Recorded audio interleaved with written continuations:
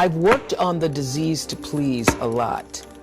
And as you've heard me say, that in 1989, I had a really big breakthrough with that, reading Gary Zukav's book on intention. So I started literally living an intentional life where I don't make any decisions unless I think about what is my true, pure motivation for doing it, because I do recognize the law of cause and effect that says the intention informs even the cause. So that before you have an action, there is a reason for you taking that action. And the reason for the action is what's going to actually show up in your life on the other end. That's what's going to come back to you, that intention. So that helped me a lot with the disease to please, because I was always giving.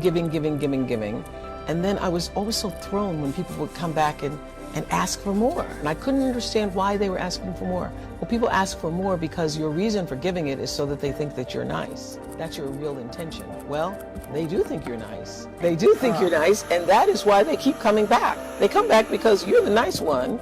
You're going to say yes when even you mean no. So you're the person I'm going to call to go pick up my kids when I can't or don't want to, because you're going to say yes even if you don't want to do it. So that's why people keep coming back, when your intention is not really clear. So that took a lot of fear away from me.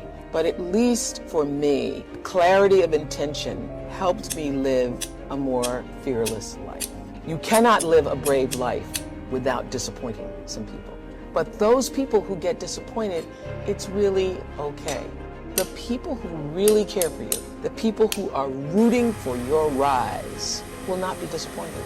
The only people who are disappointed are people who have their own agenda, and their agenda is not aligned with your agenda. And that's how I make myself brave. I say, well, the people who really care about you, who want you, who are rooting for your rise, those people who are rooting for your rise, they're going to be okay when you say no. I never read any comments that are coming from negative people. If I start to read something and shut it down, I will not take that in. I have a kitchen cabinet, and I've had a kitchen cabinet since the beginning of my career. Different people have been in that kitchen cabinet over the years, but there are a few people who are my resource, who I know are going to tell me the truth. Your cabinet can go through all of those comments, because feedback is great, and you can get it immediate now.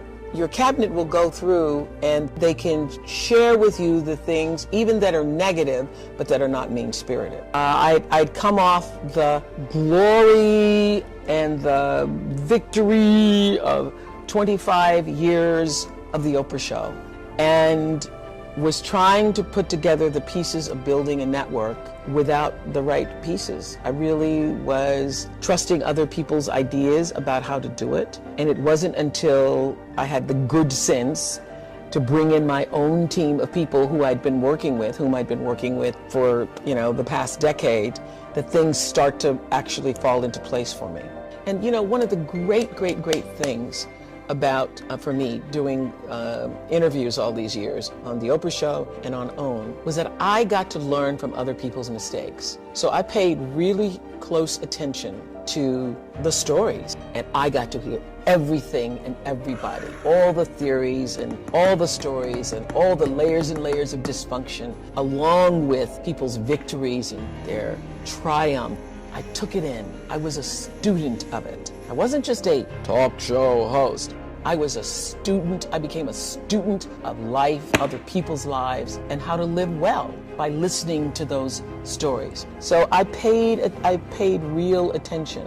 I'm at a point in my life where I can literally rejoice in the knowing space that I hold. There's a sense of confidence that can only come, I think, when you know and are assured that you are living life well, and not from the point of view of having a lot of things, but living life from the center space. When you're living bravely.